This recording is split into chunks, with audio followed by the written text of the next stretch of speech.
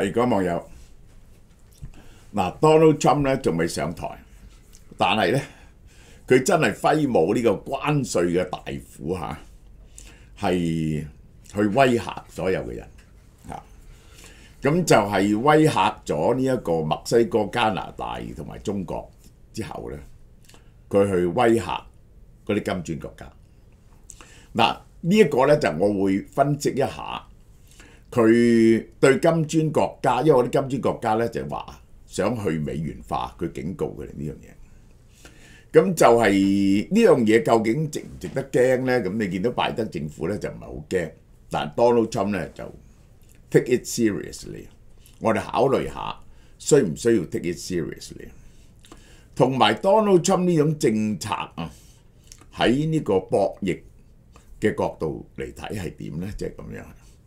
點解呢啲咁有效去對付人嘅嘢，以前嗰啲美國總統唔會用嘅？好，嗱，我哋睇就係大家買我哋呢啲最好食嘅蘿蔔糕啦，嚇，真係出名好食嘅，好多 blind taste 第一嘅，香港做冇添加劑，新鮮嘅，你自己嚟攞。呢一個所以係擺得幾日嘅啫，你自己要嚟攞。瑤柱蝦米蘿蔔糕嚇，芋頭糕、椰汁年糕、半糖馬蹄糕，買2盒，真係好多 blind taste， 純粹香港製造。呢個大廚系列好犀利，就係送呢個蒸魚豉油嚇2支，1支頭等生抽，或者呢一個洗衣機嘅除菌劑，呢個係值38蚊嘅。如果買3盒咧，仲犀利，送一個手打蝦子麵俾你食，呢個最好食嘅蝦子麵，呢個最好食嘅101蚊嘅，呢個係香港冇㗎啦，呢個剩翻3條友識做。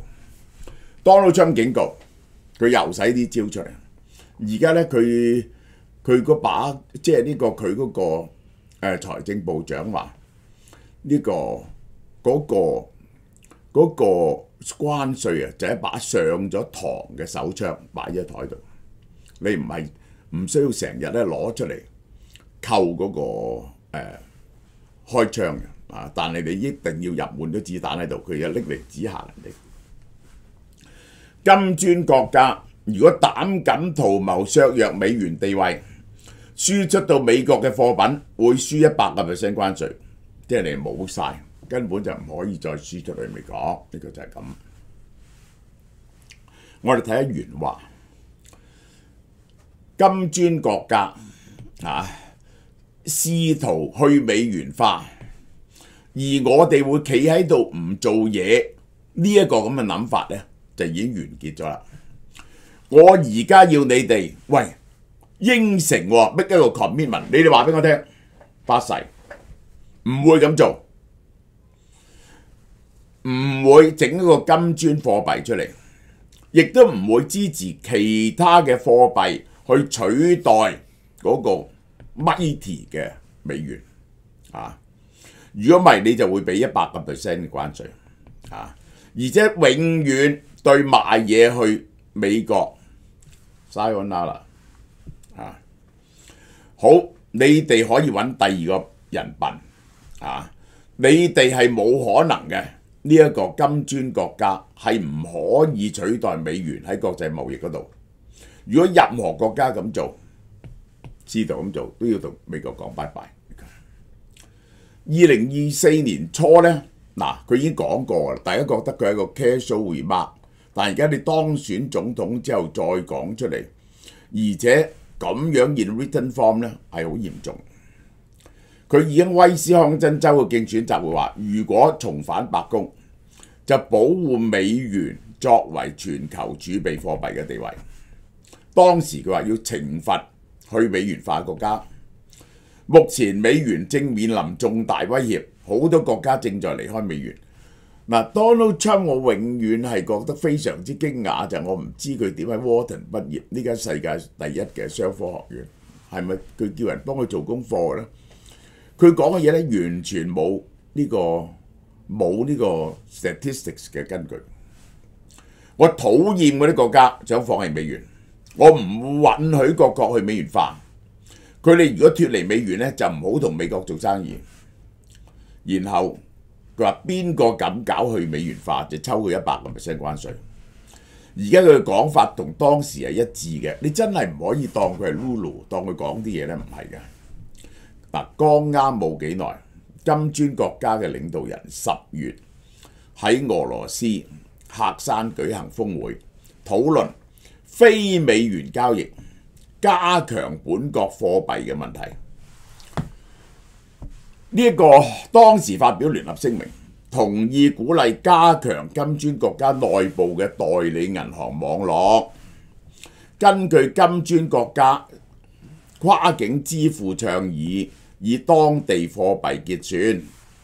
當時達到嘅聯合聲明咧就講呢樣嘢嚇，佢哋自己整一啲銀行網絡，金磚國家咧就話佢哋咧就會可以唔用 SWIFT， 用一種新嘅跨境網絡，將佢哋啲銀行聯繫起上嚟，用佢哋嘅貨幣嚟到結算。咁其實即係唔用美元，唔用 SWIFT。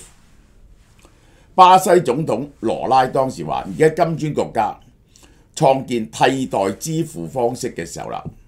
羅拉咧就係做完總統，爭啲坐監，再翻嚟，咁佢咧就話：我每晚都諗點解我哋仲要用美元咧，受美元氣咧？嗱，我首先講呢班國家點解除咗印度啊，印度就即係 go with 佢哋啦啊，但係印度嘅利益係唔同。俄羅斯、中國呢個南非、巴西呢幾個國家點解唔希望美元化咧？好簡單 ，Number one。美元咧近年咧就係加息加得好犀利，咁於是咧就佢哋要焗住加息，啊佢哋嘅貨幣咧就貶緊值，因此就係呢個係 number one。number two 咧，呢啲國家咧佢嘅貿易數字咧長期好多都係赤字，赤字咧佢就唔夠外匯去支付，尤其是巴西全部嘅貿易都係逆差嚟嘅。咁佢用外匯去買嘢，唔可以用本國嘅貨幣去買嘢，咁佢梗係唔夠美金啦。呢個就係呢個第二大理由。第三大理由咧就淨係俄羅斯、中國同埋呢個伊朗有嘅啫，就係咧佢哋驚，自從俄烏戰爭以來咧，呢一個係呢一個美國同歐洲凍結咗俄羅斯嘅資產，咁所以咧中國、伊朗呢啲咧。俄羅斯最好咧，將來啲錢咧就唔好擺美金，以避免俾美國制裁啊！好啦，呢三個就係佢哋點解希望去美元化，尤其是中國係推行得仲急嘅，因為中國同美國有地緣政治嘅衝突，最可能同美國發生衝突，而佢嘅美元資產係俾美國凍結，所以佢呢幾年不停喺度賣緊美國國庫債券嘅。Donald Trump 咧亦都有講，如果你夠膽再賣美元國庫債券咧，Donald Trump 可以咁講喎，我又抽你100% 關稅。羅拉又話金磚國家嘅新開發銀行會取代西方主導嘅 Bretton Woods Agreement， 包括咗 IMF 同 World Bank。羅拉係一個左派嘅政府嚟嘅嚇。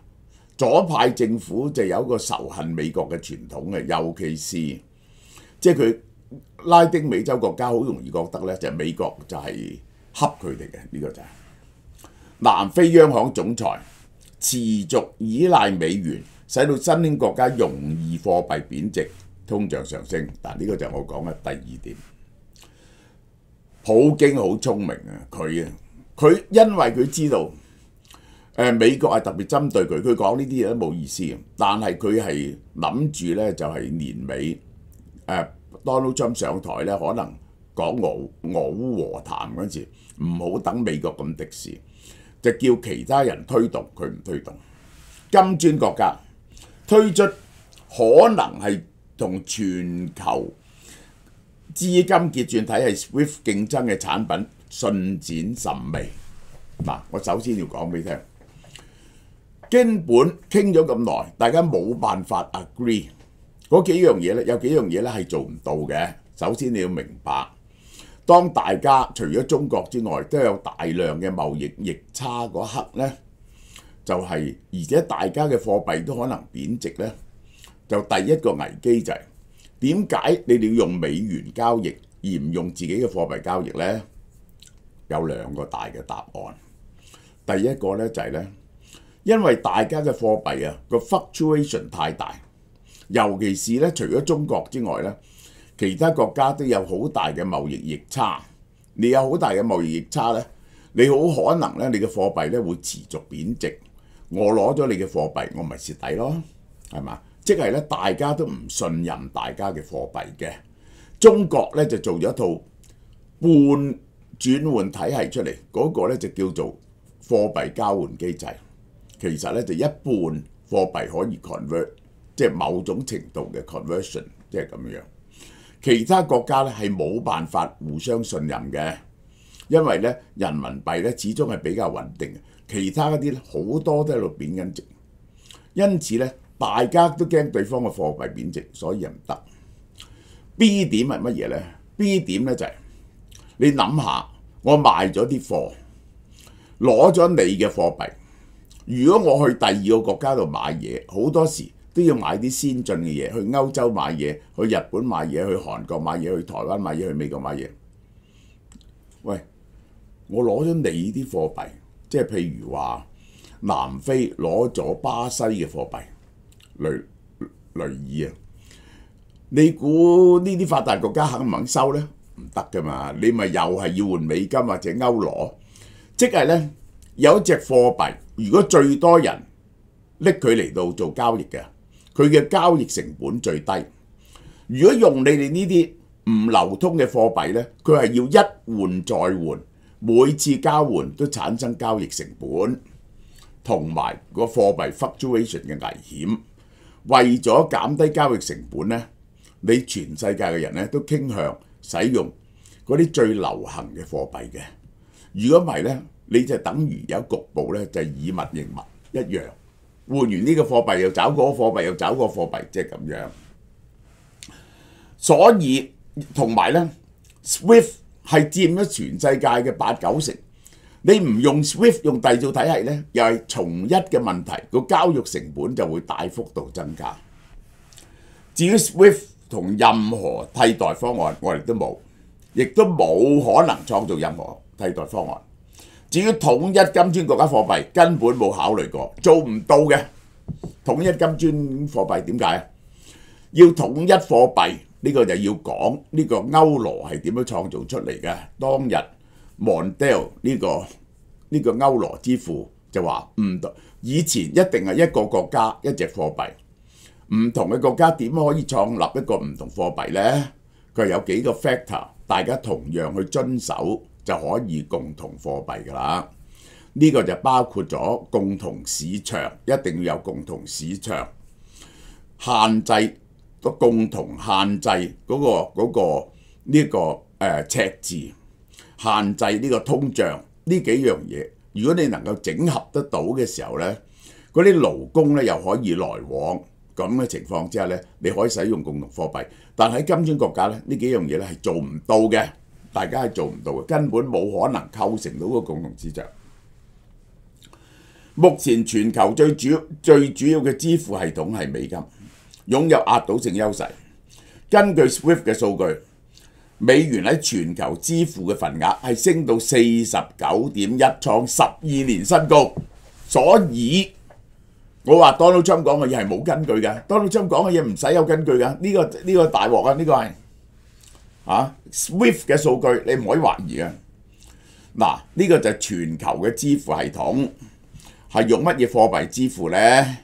美元係佔咗49.1嘅，其實美元去到新高，唔係啲人離開美元。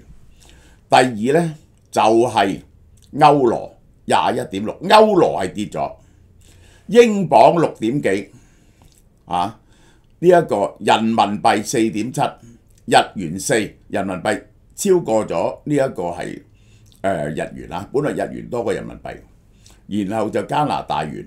呢個港元，呢個澳元，港元都有1.6，港元都有1.6。好啦，大家睇下，其實使用嘅最近嗰個走勢係點呢？呢個就係美國，美國咧係上咗嘅，人民幣起咗少少，但係歐羅係大跌，歐羅大跌。歐羅係點啊？由跌咗10幾個 percent 嘅，歐羅跌咗10幾個 percent。美元同歐羅係擘咗好大嘅缺口出嚟。喺2020年咧，大家幾乎係一樣嘅。而家美元係重要過歐羅好多。金磚國家，我哋睇下金磚國家嘅問題：巴西、俄羅斯、印度、中國、南非、埃及、埃塞俄比亞、伊朗、阿聯酋9個成員國，仲有好多人加入嘅，覺得即係唔使蝕底嘅加入咗。好啦，個個國家嘅 situation 唔同。俄羅斯係敵國啦，唔使講啊。印度係想取代中國地位嘅，同西方國家保持關係嘅。巴西想拉攏晒呢啲國家，組織個南方聯盟，唔使對美國咁依仗，佢啲嘢可以出去。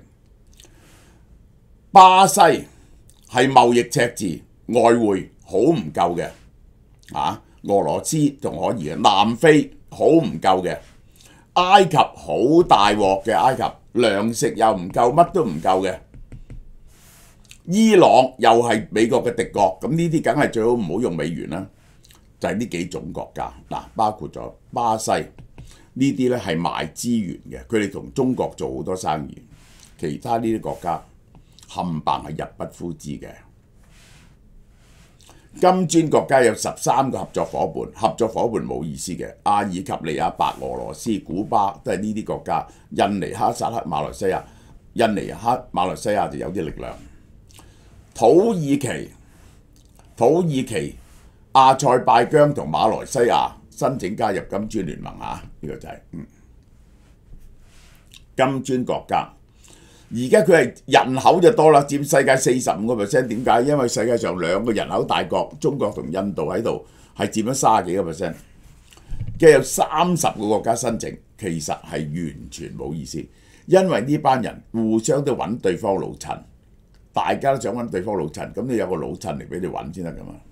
嗱，用呢個藍色嘅就金磚國家，最緊要嘅就係巴西呢一個係啊。呢啲咧就係發達國家啊，金磚國家。嗱，我哋睇下金磚國家嘅經濟力量係點？全部人口32億人，犀唔犀利啊？32億人，佔咗世界人口41.4%呢堆人。GDP 25.9萬億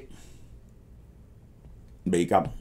其中中國177000億美金，第二大係印度，印度係35000億，俄羅斯係2萬都冇啊，因為嗰個你用貨幣結算呢，佢最近跌得好犀利啊，至多得1.5，然後就到巴西啦，巴西咧就好多人口，2億人，佔世界2.2%。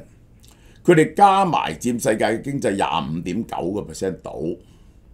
喂 ，GDP per capita 8000蚊美金平均係，當然啦，因為印度好低咧，2000幾啦，南非好低咧，南非真係慘啊！南非睇住南非由個發達國家變咗個窮困國家，呢個係跌緊落去嘅，呢個係跌緊落去嘅。好啦，呢個金磚國家。佢哋嘅人口分佈佔世界嘅比例，呢個人口唔係呢個 GDP 呢個係用咩計嘅？呢個 PPP 計嘅，即係唔係用 foreign exchange， 係用呢一個物價平準機制。人口呢個就係石油產量佔咗世界30%，佔咗世界30%係唔夠嘅石油產量，呢個係啊。出口就主要係中國嘅啫，中國佔咗大部分，絕大部分。如果佢嘅經濟同美國同佢嘅阿拉比起上嚟，用呢個世界銀行嘅外匯標準嚟到計咧，呢班人總共係佔27，而美國同埋佢盟友係佔59嘅，佔59嘅。呢啲係可能加入嘅人嚇，可能加入嘅人。呢個就係 PPP， 呢個就係用國際貨幣基金物價平準，雙方嘅經濟實力嘅分別就係咁。好啦，嗱，如果而家 Donald Trump 恐嚇加100% 關稅，邊個驚咧？咁你要睇下佢哋同美國做緊幾多生意喎？睇下同美國做緊幾多生意。中國當然係最大鑊啦，中國出口去美國嚇，呢個係中國出口去美國5300幾億。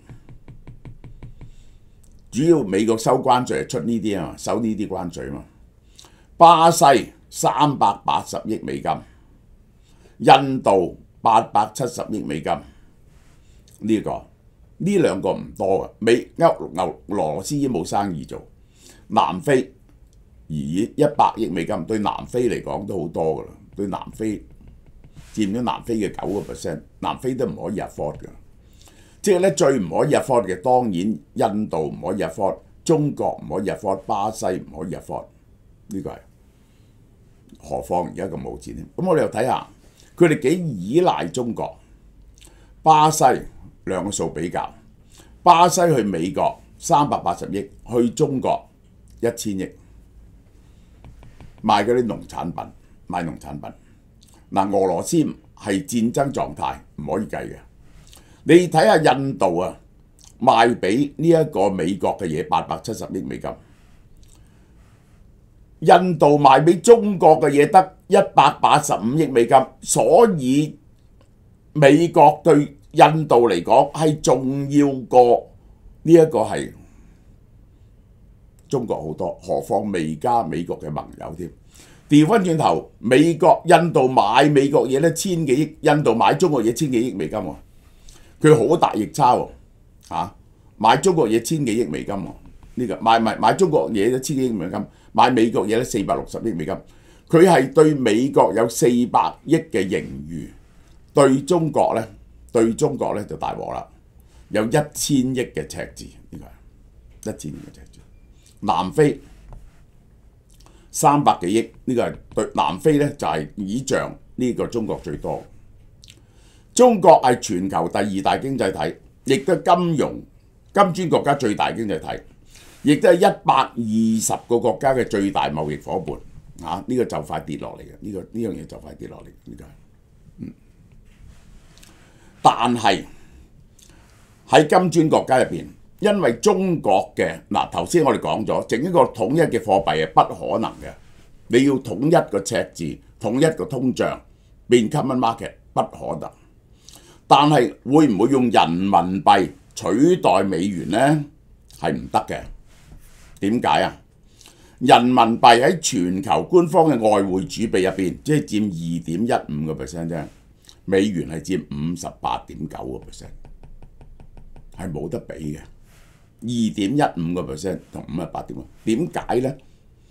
因為人民幣唔係自由兌換嘅，你首先要自由兌換先有得傾嘅，都唔準買賣嘅，買賣受限制嘅，點用你嚟到做儲備同埋計價呢？同埋佢嘅貨幣呢個透明度呢好低嘅。中國維持嚴格嘅資本管制，限制資金自由流動，嚴重阻礙咗人民幣成為國際儲備貨幣，所以人民幣要去挑戰美國並冇呢個條件。而點解人民幣唔能夠自由兌換呢？人民幣一自由兌換，中國啲錢就會冚聲走，中國人嗰啲錢，人民幣就會大幅度貶值。唔係因為人民幣個貿易有赤字而貶值，係因為國內啲人係會賣晒佢啲人民幣資產，然後去換錢走。如果一自由兌換就，即係人民幣呢，其實係一個堰塞湖嚟嘅，喺山上邊嘅，靠個水壩。你一拆咗個水壩呢，嗰啲水就流落嚟。而中國有地緣政治緊張嘅國家，梗係唔梗用人民幣啦，驚到時反面嗰時你凍結啊嘛，即係等於俄羅斯同樣凍結咗歐洲同埋美國嘅資產同埋美元噶嘛。你有人民幣，如果因為台海或者南海打仗，你企喺美國嗰邊，係咪會俾佢凍結啊？而更加重要嘅係中國長期大量貿易順差，即係咧美國要係世界貨幣咧，佢一定要貿易逆差喎。呢個係一個悖論嚟喎。點解咧？你唔係長期貿易逆差，邊有咁多美元喺外國俾人哋作為儲備貨幣啫？你中國長期貿易順差，啲錢即係流入中國，咁啲人民幣就唔會流出去啊嘛。所以國際嘅人民幣係好少嘅，最多就喺香港。好啦，根據大西洋理事會公佈嘅美元主導地位監測報告，人民幣喺全球外匯交易入邊嘅計算唔到7%，美元係88%，美元係佔咗國際整體支付嘅88%，54% 出口發票用乜嘢嚟到計價？係用美元計價，大家報價交易都係俾落美元度，美元就係國際貨幣，而人民幣只係佔4%，清楚啦嘛？所以咧呢個唔係 issue 嚟嘅。Donald Trump講嘅咧就唔係問，Donald Trump好擔心，其實咧拜登覺得唔係問題。呢個咧就係簡直係浮油冚大樹呢個人民幣。如果你要人民幣真係威脅到咧，首先你就要人民幣自由兌換。但係 Donald Trump 咧就好認真去對付去恐嚇嗰啲油。嗱，我哋另一個角度，我俾大家睇下呢啲問題。佢呢個關稅大棒咧，拜登咧係配合佢嘅。佢未曾使用呢個關稅大棒咧，而家拜登政府已用呢個關稅大棒去對付洗產地嘅嘢。第一個 round 就對付 solar panel 光伏板。美國太陽能製造貿易委員會講4個國家：馬來西亞、柬埔寨、越南、泰國。呢啲人係攞大陸嘅太陽能板嚟到包裝加工，賣去全世界。商務部裁定呢個4個國家入口嘅太陽能板徵稅由21% 到271%。將來所有不但止個關稅係封殺你呢個中國，而有中國成分嘅嘢都要抽咁多嘅關稅。你用有中國嘅零件部分去外國嘅，一樣抽你好高嘅關稅。嗱，呢個就係完全趕住中國嘅。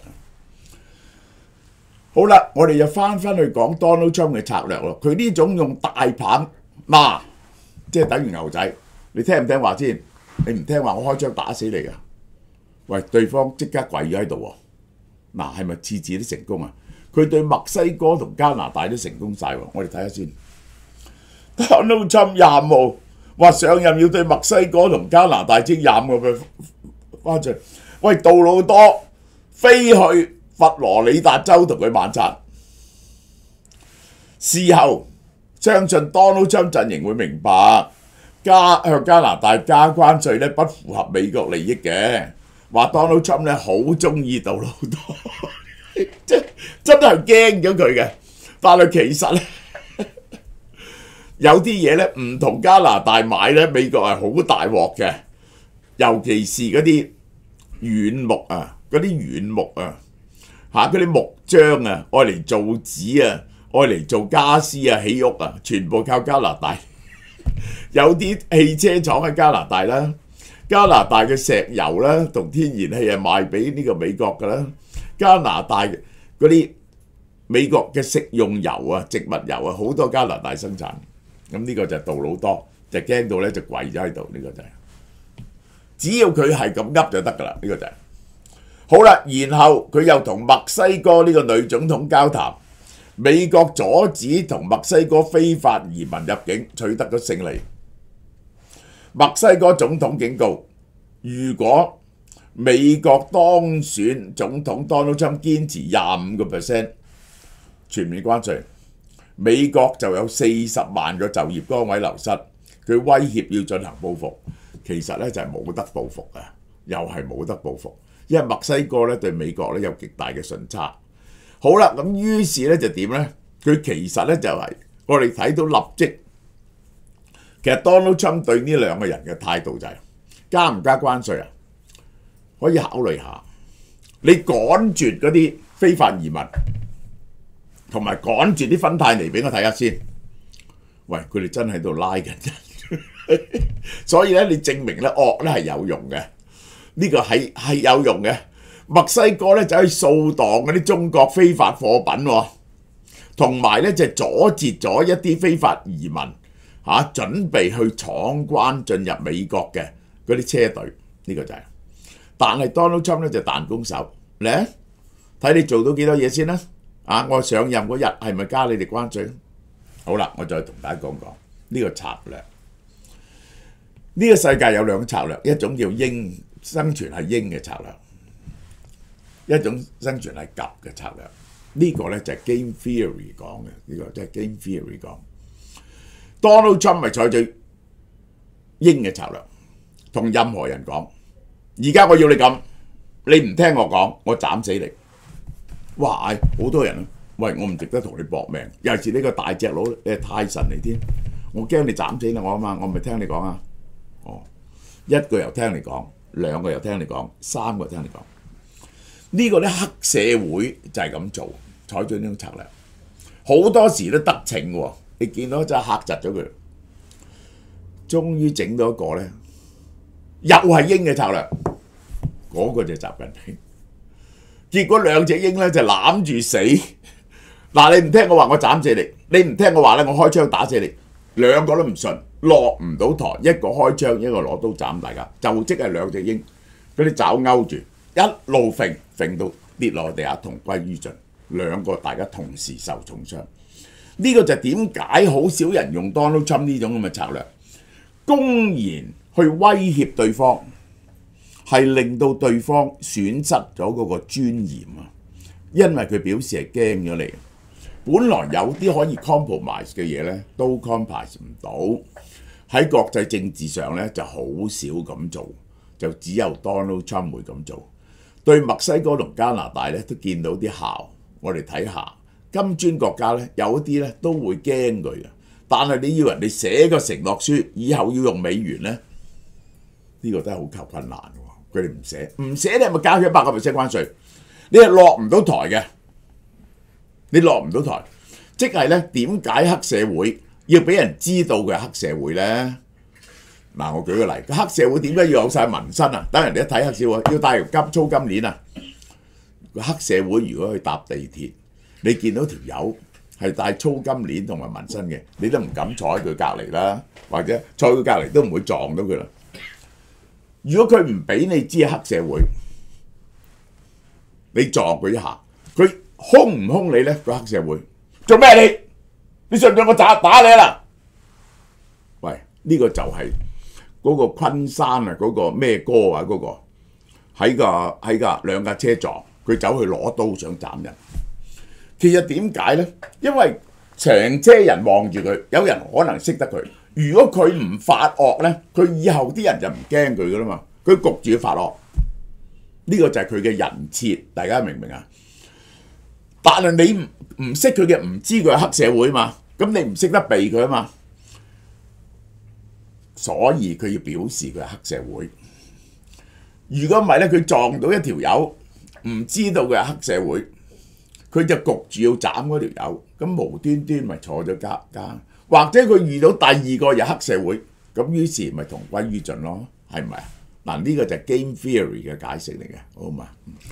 好啦，嗱，而家我攞咗呢隻藥翻嚟食噶啦嚇，呢隻韓國 NMN 咧，我完全轉食咗呢隻嘢，因為佢咧第一就係經濟實惠啦，第二咧就加咗呢啲嘢對我個皮膚好啦，咁就係因為真係實惠，1088蚊8折，即係870蚊，仲加送呢個雙重益生菌俾你，雙重免疫益生菌298蚊喎，870蚊仲298蚊，呢隻益生菌咧。你係有嘢有做 protective coating， 等佢唔會俾胃酸侵蝕，送入你個小腸度。每粒咧係有20億20幾種益生菌嘅。咁大家如果食 NMN 咧，就我建議你食呢隻。